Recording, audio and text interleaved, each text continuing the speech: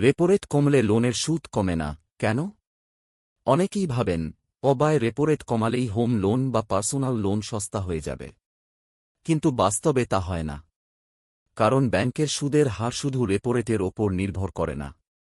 প্রথমত, ব্যাংকের cost of fund সহজে কমে না।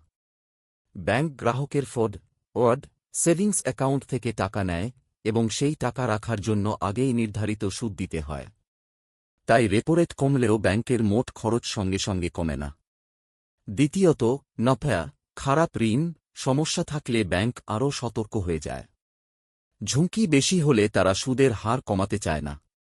তৃতীয়ত, মার্কেটের অবস্থা, মুদ্রাস্ফীতি, অর্থনীতি, ডলার রেট এসবও সুদের ওপর প্রভাব ফেলে।